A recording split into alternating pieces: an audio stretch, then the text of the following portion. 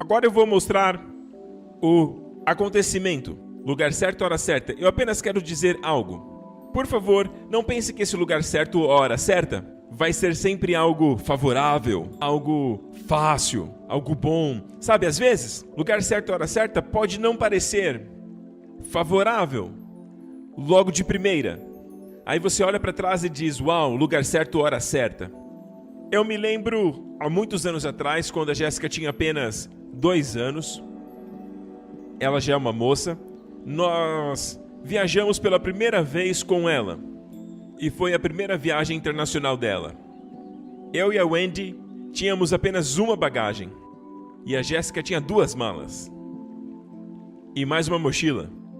Quem é pai aqui, os pais jovens aqui vão me entender. Quando viaja você pensa, nossa, como essa criaturinha tem que trazer tantas coisas. E você leva um monte de coisa porque é necessário. Então ela tinha 2 malas e uma mochila. E aí já no final da nossa viagem, e foi uma viagem bastante exaustiva, no final estávamos de fato bem cansados, e o voo era noturno. Então nós fomos para o aeroporto, para o voo noturno, e aí paramos num trânsito. E eu fiquei tranquilo, pensei, não, ainda temos bastante tempo. E quando nós chegamos no aeroporto, nós aceleramos até o balcão da companhia, e a pessoa disse, está fechado, infelizmente. Eu disse, nossa, por quê? E ele disse, não, acredito que seu voo já tem até partido. Eu disse, não é possível. E aí quando eu olhei para a passagem, eu achei que era 2203 e era 2103. Você não imagina a frustração. Você fica com raiva de si mesmo, fica com raiva da situação. Você faz uma oração silenciosa, apenas uma palavra. Por que, Senhor? Porque eu? Porque, Senhor? Como diz o ditado, né? A chuva é para todos. Quando o tempo fecha, fecha para todos. Não adianta dizer, porque eu? Nós, infelizmente, éramos as últimas pessoas. E aí ele olhou para minha cara, viu o tamanho da minha frustração e teve compaixão. Aí ele disse, sabe, eu vou fazer o check-in de vocês, mas não posso despachar a bagagem. Tínhamos a bagagem e o carrinho. E ele disse, vocês vão ter que correr. Ok? E com sorte, porque está lá no fim. O portão de vocês é o último do terminal. Vão o mais rápido possível, se chegarem lá, o avião estiver lá, vocês entram. E começamos a correr, eu lembro disso como se fosse agora. Eu e a Wendy correndo, tentando carregar todas as bagagens, empurrando uma, carregando as outras, empurrando umas para frente. A Wendy correndo, empurrando o carrinho, e eu correndo, tentando empurrar as bagagens. E aí chegamos no lugar e de longe eu vi que tinha uma atendente parada ali no portão e ela nos olhou e nos mandou correr e entrar, tentando entrar com toda aquela bagagem dentro do avião. E aí quando sentamos nos nossos lugares estávamos... Não era o lugar certo e a hora certa. E aí eu estava frustrado, não me sentia bem, estava estressado, eu fiquei desanimado, todo tipo de emoção negativa. E aí veio um anúncio. Senhoras e senhores, pedimos desculpas, tivemos problemas com a esteira rolante. Agora, desde aquela época, eu viajo muito. E eu sei que aviões atrasam principalmente por conta do tempo ou problemas nos motores. Nunca tinha ouvido problema com a esteira rolante. Eu disse, ei Wendy, nossa bagagem está toda aqui. Está na nossa mão. A bagagem do povo ainda nem chegou aqui. Aí vocês vão dizer, ah pastor, você sabia que era Deus, né? Não. Desculpa te desapontar. Depois de 10 minutos sentados eu fiquei pensando, nossa, por que não está andando? Quem está atrasando o meu voo? Foi o que pensei, quem está atrasando o meu voo? É bem natural pensarmos assim. E naquele momento, Deus falou comigo. Ele falou diretamente comigo. Não através de alguém, ele falou comigo. Ele disse assim, filho, eu atrasei esse voo por você. Sabe, quando percebemos o amor de Deus sobre nós, quando percebemos o seu grande amor, toda a sua frustração, todo o seu estresse, toda a sua raiva, apenas desaparece. Amém? Tivemos tempo para sentar, pedir a nossa bebida, nos acomodarmos, tirar os nossos sapatos, nem sempre é uma boa ideia. Nos acomodamos e depois de 20 minutos, o avião partiu. É como se estivesse nos esperando. Amém? Então, às vezes, nem sempre parece que estamos no lugar certo e na hora certa. Mas é ali que Deus quer te ensinar algo. Eu te amo. E se tiver que atrasar algo por você, eu farei. Amém? Eu de fato creio que Deus pode mudar legislações e tudo mais por você. No ano que você está se candidatando, algo muda. É por você. Você diz, não, isso não é por mim, é por você. Ei, irmão, é por você. É de fato por você. Ele sabe quantos cabelos você tem, e nenhum deles cai sem ele saber. Amen. Hora certa, lugar certo. Vamos ver o lugar certo, ok? Veremos a história do servo de Abraão, mas antes vamos ver Ruth, ok? Que vimos agora no vídeo. Ruth, na verdade, é uma imagem de você e eu. Na história de Ruth, na verdade, eu tenho um sermão, uma série chamada O Romance de Ruth. É, na verdade, uma linda e romântica história. É como Jesus e a sua igreja. Nós somos a noiva de Cristo, amém? E a maioria de nós não é judeu. Não somos judeus. Não fazemos parte do povo de Israel.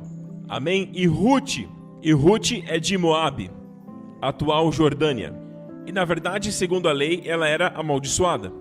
E não tinha autorização para estar na congregação, debaixo da lei.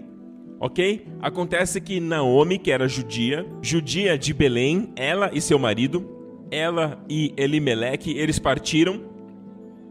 Elimeleque deixou a terra de Belém para ir morar na Jordânia por conta de uma fome. Posteriormente, seus 3 filhos casaram. Aliás, seus 2 filhos casaram com 2 moabitas, Ruth e Orfa. E aconteceu que depois os seus 2 filhos morreram. O marido primeiro e depois os 2 filhos. Representa Israel fora da sua terra. Eles nunca prosperaram fora da terra. Na verdade, houve morte fora da terra. É por isso que profeticamente, a partir de 1948, Deus começou a trazê-los de volta. Então, Ruth, que não era de Israel, ok? Porém, ela decidiu voltar, porque ela disse para sua sogra: o seu Deus, o Deus de Abraão, Isaque e Jacó, é o meu Deus. Ela se converteu: o seu Deus é o meu Deus. Glória a Deus, ela creu no Senhor. Amém? Então ela seguiu a sua sogra de volta até Belém. O Senhor as visitou e começou a abençoá-las. Glória a Deus. Então elas voltaram, mas quando voltaram, elas voltaram pobres. E isto representa nós estamos falidos. Não tem a ver quanto dinheiro você tem, amém? Espiritualmente falidos. Os ricos também morrem. Não são só os pobres, os ricos morrem. Na maldição do pecado estávamos falidos espiritualmente. E porque o salário do pecado é a morte física e espiritual, mas o dom gratuito de Deus é a vida eterna em Jesus Cristo. Amém? Então, nós não medimos a nossa vida através do acúmulo de riquezas. Por favor, neste ano, pare e desfrute da verdadeira vida. Pare de postergar a vida mais que abundante que o Senhor Jesus veio te dar. Amém? Não, apenas mais 1 milhão, apenas mais 10 milhões. Não, eu tive essa nova ideia, meu amigo tem uma nova ideia. Nós vamos ganhar muito dinheiro aqui. Todo ano é a mesma coisa. E você termina frustrado, perdendo a sua vida, os seus anos estão indo embora, perdendo tempo com a sua família, acumulando frustração por conta de 1 milhão. Ei, meu amigo, a realização não está aí. É claro que Deus pode te abençoar, amém? Ele vai te dar mais do que o suficiente para você ser uma bênção, mas isso vem do Senhor. Se você trabalha numa empresa, você deve ser um bom mordomo. Seu trabalho é fazer aquela empresa prosperar. Você deve ser ativo, uma bênção, como testemunho do Senhor. Você não está ali para olhar para o seu chefe como se ele fosse a fonte da sua prosperidade. A Bíblia diz: não trabalhe focado, não trabalhe querendo agradar o homem, mas façam como para o Senhor. Faça tudo com excelência, caminhe 1 milha a mais, não somente quando te olham, mas faça para o Senhor, sabendo que é do Senhor que vem a sua recompensa. A Bíblia diz que é assim que nós devemos trabalhar. Nós trabalhamos olhando para Jesus, para o Senhor. Trabalhamos diante do seu olhar. Trabalho para o Senhor Jesus. Até o teu trabalho vira adoração. E falando nisso, ela retornou e a tarefa mais simples, a tarefa que as pessoas pobres faziam para ter algum sustento era, na verdade, recolher. Ou seja, depois da colheita, depois de fazer a colheita, depois de cortar e colher os milhos, apesar deles se reunirem juntas, algumas espigas caíam e ficavam fora. As espigas que caíam fora ficavam no solo. E aí as pessoas pobres vinham e recolhiam. E aquilo que recolhiam passava a ser deles. Então, foi isso que ela disse. Ruth, a moabita, disse a Noemi: vou recolher as espigas do campo daquele em quem eu achar graça. Ou seja, a favor, esta garota que acabou de se converter acredita na graça. O que é graça? É um favor imerecido. Porque se ela fosse pela lei, a lei a condenava.